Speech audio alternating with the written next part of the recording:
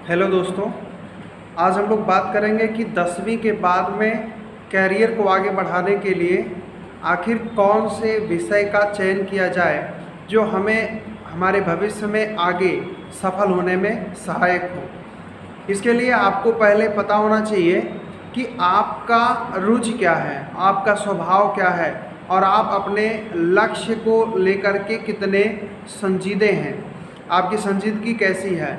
आपको ये तय करना होगा कि आप क्या हासिल करना चाहते हैं अपने कैरियर में। तो इसके लिए आपको सबसे पहले तय करना है कि आपका लक्ष्य क्या है। जब बच्चा छोटा होता है, सेकेंड स्टैंडर्ड या थर्ड स्टैंडर्ड में, तो उस समय अगर आप किसी बच्चे से पूछें कि बड़े होकर के क्या बनोगे, तो वो सीधे जवाब दे देता है कि मैं इंजीनियर बनूंगा, मैं डॉक्टर बनूंगा, मैं कलेक्टर बनूंगा, है ना। लेकिन जैसे ही ये बच्चा कक्षा 8, 9, 10 और प्रतियोगी परीक्षाओं या प्रतिस्पर्धा में बहुत ज़्यादा जब आने लगता है और वो चुनौतियों को देखता है, तो धीरे धीरे जो उसका लक्ष्य रहता है वो धीरे धीरे कमतर होते रहता है। पहले वो कलेक्टर बनना चाहता है, फिर वो कहता है अच्छा चलो ठीक है आईएएस नहीं, पीसीएस ही सही। जब वो पीसीएस नहीं, फिर देखता है कि पीसीएस नहीं हो सकता, अच्छा चलो एसएससी ट्राई कर लेते हैं। फिर एसएससी नहीं हो पाता है तो फिर वो ट्राई करता है कि चलो एसएससी नहीं हो पा रहा है तो बैंक में कोई नौकरी मिल जाए तब भी ठीक है। तो फिर मान लीजिए बैंकिंग नहीं हो पाया तो फिर वो सोचता है कि किसी तरह से कोई भी गवर्नमेंट जॉब मिल जाए तो भी काम चल जाए। फिर गवर्नमेंट नहीं मिल पाता तो वो सोचता है चलो कोई प्राइवेट काम ही कर लेते हैं जिसमें थोड़ा रोजी रोटी चलता रहे, कोई बात नहीं है, आगे फिर देख लेंगे। तो इस तरह से व्यक्ति अपने किए गए प्रक्रियाओं या जो उसकी पढ़ाई के दौरान जो उसका सीरियसनेस रहता है, वो जिस हिसाब से रहता है उसका लक्ष्य लगातार बदलता रहता है। सबके लिए सही नहीं है लेकिन प्रायः ये सही है।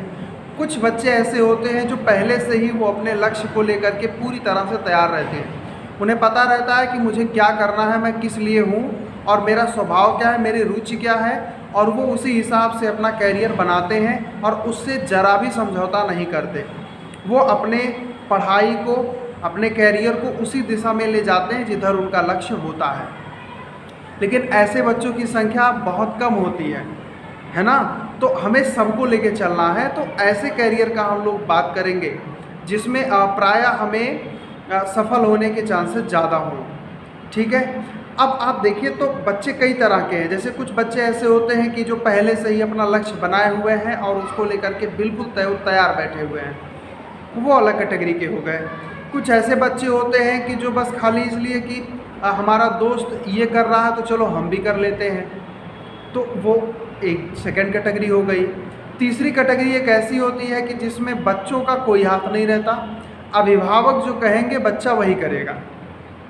इससे उसे कोई मतलब नहीं है कि हमारा क्या मन है, जो अभिभावक कह देंगे वही उसको करना है और वही वो करता भी है। ठीक। अब इन तीनों में बेहतर तो सबसे वही है जो अपना लक्ष्य पहले ही बना चुका है और वो आगे बढ़ने के लिए तैयार है।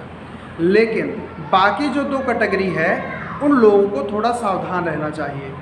क्यों? क्योंकि अपना जीवन है, अपनी समस्याएं हैं, अपनी परिस्थितियां हैं और अपने रास्ते पे आप किसी दूसरे के रास्ते पे चल के अपनी मंजिल तक नहीं पहुंच सकते, यह सच्चाई है। इसलिए अपना जो मंजिल है उसका रास्ता आप खुद बनाइए और उस पर चल के दिखाइए और अपना लक्ष्य प्राप्त कीजिए। बात आती है कि 10वीं के बाद करें क्या। तो 10वीं के बाद क्या करना है, इसके लिए पहले आप अपनी परिस्थिति, है ना, आर्थिक स्थिति और इसके अलावा आपकी रुचि क्या है, किस स्ट्रीम में आपकी रुचि है, उसको आप पहले तय कर लें। आज का समय जो है वो ग्लोबल का है। ठीक है। वैश्विक क्षेत्रों में आप देख सकते हैं कि अलग अलग क्षेत्रों में लोग अलग अलग तरीके से नाम शोहरत सब कुछ कमा रहे हैं। आप हिंदुस्तान में हैं और यहाँ भी आपको कहा जाता है कि आप पढ़ोगे लिखोगे तो बनोगे नवाब। और आपको भी पता है कि क्रिकेट खेल करके सचिन तेंदुलकर ने भारत रत्न प्राप्त किया, जो भारत देश का सर्वोच्च नागरिक पुरस्कार है। तो आप किसी भी चीज़ को इग्नोर नहीं कर सकते। आप ये नहीं कह सकते कि ये अच्छा है ये बुरा है। कोई साइंस का बच्चा आर्ट्स के बच्चे को, आर्ट साइड के बच्चे को ये नहीं कह सकता कि तुम खराब हो या मैं बहुत बेस्ट हूँ तुम नहीं। पहले ऐसा होता था। पहले ऐसे साइंस वाले को ऐसा माना जाता था कि ये किसी दूसरी ग्रह का लड़का है, आर्ट वाले उससे थोड़ा अलग ही रहते थे। लेकिन अब वर्तमान समय ऐसा है कि हर कोई ऐसा बन गया है सिस्टम, ऐसी प्रणाली हमारे देश की हो गई है कि किसी भी क्षेत्र में आप जाना चाहें आपके पास विकल्प उपलब्ध है और आप किसी से कम नहीं हैं। आप अगर आर्ट साइड के हैं तब भी आप उतना ही नाम करोगे, साइंस के हैं तब भी आप अपना क्षेत्र बस बना के चलिए। और सबसे अच्छी बात ये होनी चाहिए कि आप अपनी पढ़ाई, अपने परिश्रम को लेकर के जरा भी समझौता ना करें। अगर उससे समझौता होता है तो फिर आप कुछ भी नहीं कर सकते, आपका स्ट्रीम तब काम नहीं आएगा। आप साइंस से हैं या आर्ट से हैं या एग्रीकल्चर से हैं या आप कॉमर्स से हैं, किसी भी आप स्ट्रीम से पढ़ाई कर लें, अगर आपकी पढ़ाई अच्छी नहीं है तो आप ये नहीं कह सकते कि मैं सफल ही हो जाऊंगा, कोई ज़रूरी नहीं है बाबू। तो आप क्या करें, देखो वर्तमान समय में आप किसी भी क्षेत्र को चुन सकते हैं, ठीक, साइंस को भी चुन सकते हैं, आर्ट्स को भी चुन सकते हैं, ठीक है, और इसके अलावा आप कॉमर्स को भी चुन सकते हैं, एजी को भी चुन सकते हैं, एग्रीकल्चर को। बात करेंगे कि कौन सा क्षेत्र कहाँ ले जाएगा। जैसे अगर आप बात करें साइंस की, तो साइंस में दो सब स्ट्रीम हो जाते हैं, एक मैथ से और एक बायोलॉजी से। बात आती है कि मैथ से, तो मैथ जो स्ट्रीम होता है सारे सब्जेक्ट्स वही रहते हैं, केवल मैथ आपका अलग सब्जेक्ट हो जाता है जो बायोलॉजी के स्थान पे होता है। तो मैथ से पढ़ने वाले बच्चों के लिए भविष्य में हाई स्कूल के बाद जब वो इंटर किए, इंटर पूरा हो गया, उसके बाद में वो बहुत सारे से पॉलिटेक्निक कर सकते हैं, है ना। इसके अलावा NIT में जा सकते हैं, IIT में जा सकते हैं, इसके अलावा ITI भी कर सकते हैं, है ना। तो और भी है, जैसे BSc भी कर सकते हैं। कुछ ऐसे प्रदेश हैं जो इसके बाद में D Pharma या B Pharma का कोर्स भी मैथमेटिक्स वालों के लिए भी कराते हैं। तो आप कोई भी क्षेत्र आप उसके बाद चुन सकते हैं। रही बात मैथमेटिक्स में चुनौतियाँ क्या हैं, तो मैथमेटिक्स में चुनौतियाँ ये हैं कि आजकल जो है, जैसे जो IIT से निकले हुए इंजीनियर हैं वो तो अलग हैं, लेकिन जो बाकी लोअर में है जैसे पॉलिटेक्निक हो गया, ITI हो गया, इन सब में अब उतना ज़्यादा मान के चलिए कि स्कोप नहीं रह गया है, या स्कोप अगर रह भी गया है तो वो बहुत ज़्यादा आपको लाभ नहीं देने वाला है।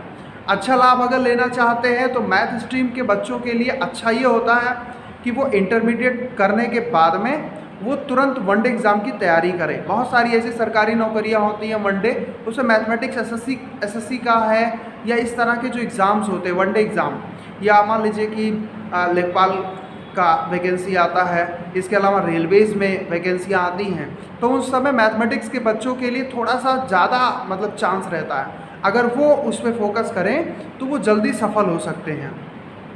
और एक चीज़ कि इंटरमीडिएट के बाद जो मैथमेटिक्स के बच्चे होते हैं उनके लिए थोड़ी पढ़ाई जो है, आप IIT या NIT को छोड़ दें तो जो बाकी जितनी पढ़ाइयाँ होती हैं वो अपेक्षाकृत मेडिकल की तुलना में सस्ती होती हैं। तो अगर मिडिल क्लास फैमिली का कोई बच्चा है तो मैथमेटिक्स में वो अपना कैरियर आसानी से बना सकता है। बाद में मान लीजिए वो इन लाइन में नहीं जाना चाहता है तो वो BSc करता है, BSc के बाद में MSc करता है, MSc B.Ed, और उसके बाद में टीचिंग लाइन में भी उसके पास विकल्प बेहतर रहता है। इसके अलावा अगर आपका मैथमेटिक्स बहुत अच्छा है तो आप private tuition, private coaching institute खोल करके भी आप अच्छी अर्निंग कर सकते हैं, आपका कैरियर उसमें भी बन सकता है, इसलिए आप बिल्कुल इग्नोर नहीं कर सकते। बात करते हैं बायो की, तो बायोलॉजी भी एक अच्छा स्ट्रीम माना जाता है। वर्तमान समय में तो बायो का बहुत ज़्यादा मांग है ना, क्योंकि वर्तमान युग में आप देख ही रहे हैं कि मेडिकल की लाइन में बहुत भाग दौड़ है। फार्मेसी है, फार्मेसी में आपका D Pharma है, B Pharma है, नर्सिंग है, इसके अलावा आप मान लीजिए MBBS है ना, BDS, या जो नीट जिसको कहते हैं।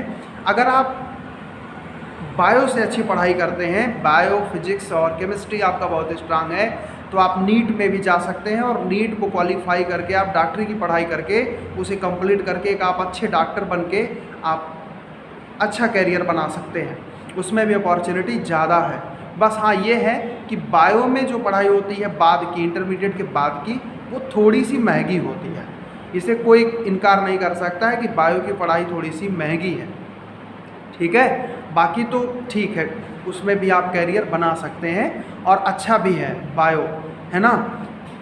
आते हैं फिर आर्ट साइड के लिए। तो आर्ट्स में वो बच्चे जाते हैं जैसे जो भविष्य में टीचिंग प्रोफेशन में ही रहना चाहते हैं, है ना। इसके अलावा टीचिंग के अलावा वो मान लीजिए कि सिविल सर्विसेज की तरफ मुड़ना चाहते हैं। सिविल सर्विसेज में ऐसा नहीं है कि साइंस वाले नहीं जा सकते, और प्रायः देखा जा रहा है कि आजकल साइंस वाले ही धूम मचा रहे हैं सिविल सर्विसेज में भी, चाहे वो स्टेट पीसीएस हो, चाहे वो आपका यूपीएससी का आईएएस या आईपीएस के जो एग्ज़ाम्स होते हैं उसमें भी साइंस वालों का अच्छा खासा बोलबाला है। तो आप अगर आर्ट साइड से पढ़ाई करना चाहते हैं तो आप बहुत अच्छी पढ़ाई अगर करते हैं, तो मैं अपना अनुभव बता रहा हूँ कि आर्ट साइड से सफल होना ज़्यादा आसान है ना। आर्ट साइड से अगर आप पढ़ाई करते हैं, और मैं कई ऐसे मेरे मित्र रहे हैं जो आर्ट साइड से पढ़े हुए हैं और अच्छे खासी स्थिति में हैं। कैसे?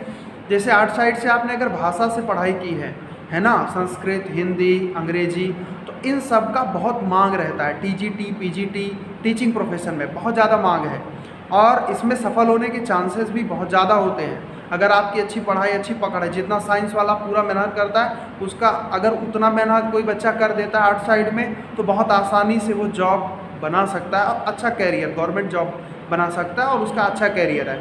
रही बात की प्राइवेट सेक्टर में आकर के आर्ट साइड, तो आज पहले समय अलग था कि जैसे ज्योग्राफी का स्टूडेंट है या हिस्ट्री का स्टूडेंट है और वो अपना प्राइवेट में कोई कैरियर बनाना चाहता है, तो पहले थोड़ा कठिन था मामला। लेकिन आज के समय में बहुत अच्छा अपॉर्चुनिटी है, क्योंकि तैयारी करने के लिए, जैसे एसएससी की तैयारी करना है या पीसीएस की तैयारी करना, स्टेट पीसीएस की, या कुछ और भी वनडे एग्ज़ाम्स हैं, तो उसमें भी अब जीएस के जो तैयारी कराते हैं उसमें ज्योग्राफी, हिस्ट्री, इकोनॉमिक्स, है ना, और जो सब्जेक्ट्स हैं, पॉलिटी है, तो उन सभी सब्जेक्ट्स की तैयारी ये आर्ट्स वाले ही कराते हैं, और इनकी अच्छी खासी मांग है। तो आप ये ना कहें कि आर्ट साइड का कैरियर नहीं है। आर्ट साइड में भी, प्राइवेट में भी कैरियर है, गवर्नमेंट में भी कैरियर है, और वो आगे जा कर के एसएससी सीजीएल है, या मान के चलिए आप इधर आ जाएं तो आपका बड़े एग्ज़ाम जिसको कहते हैं कि सिविल सर्विसेज, जिसको टेस्ट एग्ज़ाम भी कहा जाता है, जो लगातार चलता रहता है, प्री होता है, मेंस होता है, इंटरव्यू होता है, तो इन सब एग्ज़ाम्स में उनके लिए बहुत अच्छी अपॉर्चुनिटी होती है। ठीक है, अब बात करते हैं कॉमर्स। तो कॉमर्स एक अच्छा स्कोप देता है, लेकिन ये ऐसी जगहों पे, ऐसे सिटीज़ में जिनको आप मेट्रो सिटीज़ कहते हैं, वहाँ पे कॉमर्स का डिमांड बहुत है। जैसे मुंबई हुआ, दिल्ली हुआ, है ना, इन सब जगहों पे कॉमर्स का डिमांड बहुत ज़्यादा है, क्योंकि वहाँ पे बैंकिंग सिस्टम बहुत स्ट्रांग है, और आप वहाँ पे पाएंगे कि हर गली में, या आप कहें कि हर चौराहे पे, वहाँ पे बैंक, हर तरह के बैंक, जितने भी प्रकार के बैंक हैं, अधिकतर बैंक वहाँ पे आपको मिल जाएंगे। और जब बैंक मिल जाएंगे तो बैंक के लिए कर्मचारी की आवश्यकता होगी, चाहे वो प्राइवेट सेक्टर बैंक हो या सरकारी उपक्रम हो, हर जगह उनको काम करने वाले लोग चाहिए। और वो आजकल बैंक वालों ने क्या किया है कि वो कॉमर्स वालों को ही ज़्यादा प्रीफर करते हैं। तो कॉमर्स साइड अच्छा है, आप कॉमर्स में जा सकते हैं, लेकिन कॉमर्स में ये है कि कैरियर आप वहीं पे बनाएं जहाँ पे बैंकिंग सिस्टम अच्छा हो, मेट्रो सिटीज़ हैं या बड़े शहर हैं, है ना, उन शहरों में आप, महानगर जिसको कहते हैं, वहाँ पे आपके लिए अच्छा कैरियर है। ठीक, अब इसके बाद हम बात करते हैं कि एजी। तो एग्रीकल्चर की पढ़ाई भी बहुत अच्छी है आज के समय में। तो कैरियर अपॉर्चुनिटी आपको कृषि साइड में बहुत अच्छा है। जो एजी से बच्चे पढ़ रहे हैं, इंटरमीडिएट करने के बाद, बीएससी करने के बाद, उनके पास बहुत सारे विकल्प है, क्योंकि सरकार भी और प्राइवेट जो फर्टिलाइज़र कंपनियां हैं, उनको भी काम करने के लिए बच्चे चाहिए और पढ़े लिखे चाहिए। तो गवर्नमेंट भी जो है एग्रीकल्चर पे बहुत ज़्यादा दिमाग लगा रही है, उस पर भी इन्वेस्ट कर रही है। तो वहाँ पे भी वैकेंसीज हमेशा आती जाती रहती हैं। आप देख सकते हैं sarkari-result.com हो या कोई भी ऐसी वेबसाइट जिस पे आप जॉब के लिए सर्च करते हैं, तो वहाँ पे आप देख सकते हैं कि एजी के लिए बहुत डिमांड है इस समय। और इसके अलावा अगर मान लीजिए आप एजी के बाद आप कैरियर बनाना चाहते हैं, गवर्नमेंट जॉब नहीं मिल रहा है, तो प्राइवेट सेक्टर में बहुत सारी कंपनियाँ, आर्कटेक और ये सब बायोकेमिस्ट की बहुत सारी कंपनियाँ ऐसी हैं जो आपके लिए कैरियर प्रोवाइड कराती हैं। आप चाहें तो उस क्षेत्र में भी जा कर के आप अपना कैरियर बना सकते हैं एजी लेकर के। एजी की पढ़ाई थोड़ी अलग होती है। एजी में क्या होता है कि फर्स्ट ईयर, इंटरमीडिएट का फर्स्ट ईयर, सेकेंड ईयर दोनों में इनका बोर्ड पेपर होता है, ठीक है। बाकी सब में ऐसा नहीं है, उसमें 12 में ही पेपर होता था बोर्ड का, लेकिन इसमें जो है आपका दोनों में बोर्ड पेपर आपको देना होगा। इसके अलावा बीएससी 4 साल का होगा। उसके बाद आप अपना करियर जो भी शुरू करना चाहते हैं वो आप कर सकते हैं। हाँ, टीचिंग प्रोफेशन में भी यहाँ पे आप तो जा सकते हैं। बीएससी एजी के बाद में आप बीएड करें और उसके बाद में आइए, है ना, पीजीटी और सब में, तो वहाँ भी आपके पास जो है अपॉर्चुनिटी है, ठीक है। इसके अलावा हम ये नहीं कहेंगे कि आप यही सब, पढ़ाई आपकी है, कुछ और भी आप सोच सकते हैं, क्योंकि आज के समय में आप देख सकते हैं कि चाहे वो खेल का है, खेल का क्षेत्र हो, संगीत का क्षेत्र हो, नृत्य का क्षेत्र हो, अभिनय का क्षेत्र हो, राजनीति हो, कोई भी क्षेत्र हो, अगर आप वहाँ पे अपने समग्र ऊर्जा के साथ और तल्लीनता के साथ, अच्छे समर्पण के साथ अगर आप उस क्षेत्र में जाते हैं तो आपका करियर बहुत अच्छा होगा, बहुत ब्राइट होगा। आप देख सकते हैं कि इन सब क्षेत्रों में जा कर के लोग अच्छा खासा नाम कमा रहे हैं, अच्छा खासा पैसा भी कमा रहे हैं। तो हम ये कहेंगे कि आप अपने अंदर पहले अपने स्वभाव, अपने रुचि को पहचानें और उस रुचि के अनुरूप आप अपने करियर को तय करें कि मुझे क्या करना है। बाकी आपको जब उसमें जाएंगे उस क्षेत्र में तो आपको चुनौतियां मिलती रहेंगी। यह है कि जो आप एक बार तय कर लें उसमें फिर पीछे मुड़ना ना हो, आप आगे ही बढ़ते रहें। चुनौतियां लाख हैं, उनको पार करते रहिए तो आप निश्चित ही सफल होंगे, आपका करियर बहुत बेहतर होगा और आप आगे बढ़ते ही रहेंगे। मेरी शुभकामनाएं आप सभी विद्यार्थियों के साथ हैं। आप जो भी क्षेत्र चुनेंगे उन सभी क्षेत्रों में मेरी शुभकामना है कि आप एक अच्छा करियर बनाएं, आप अपना एक भविष्य, उज्जवल भविष्य बनाएं। और अभिभावकों से अनुरोध है कि वो एक बार बच्चों से ज़रूर बात करें कि बेटा आप किस क्षेत्र में जाना चाहते हैं, और अगर वो बच्चा स्पष्ट है कि हाँ मुझे इस क्षेत्र में जाना है तो उसके बारे में आप अभिभावक हैं तो थोड़ा बहुत बाहर से जानकारी ले करके और फिर अगर वो आपको भी अच्छा लग रहा हो तो आप तुरंत उसका सहयोग करें। मान लीजिए कोई बच्चा अपने करियर को लेकर के थोड़ा सा असमंजस में है तो अभिभावकों की ये जिम्मेदारी बनती है कि वो उसको संभालें। भेड़ चाल में बच्चा कहीं ऐसा ना हो कि गलत दिशा पकड़ ले और कल को आपको पछताना पड़े, ठीक है। क्योंकि कैरियर बन रहा है बच्चे का तो उसमें भी आपका योगदान है। आप उसे सही दिशा देने के लिए आप सही सलाह दीजिए, सही दिशा उसको चयन करने में मदद कीजिए और उसका एक अच्छा कैरियर बनेगा तो परिवार, आप, देश, समाज, हर कोई, है ना, उससे लाभान्वित होता है। एक अच्छा नागरिक जब बनेगा तो उस अच्छे नागरिक से एक अच्छे परिवार का निर्माण होगा, अच्छे परिवार से अच्छे समाज का, और अच्छा समाज ही आप एक अच्छा देश का निर्माण कर सकता है। और इन्हीं सब बातों के साथ मैं चाहूँगा, एक बार फिर से आप लोगों से रिक्वेस्ट है कि आप पहले सोच समझ लें, जो मैंने आपको बातें बताई उनको आप एक बार ध्यान दीजिए और उसके बाद में आप कैरियर को लेकर के आप अपना कैरियर तय करें कि मुझे आगे करना क्या है, ठीक है। धन्यवाद।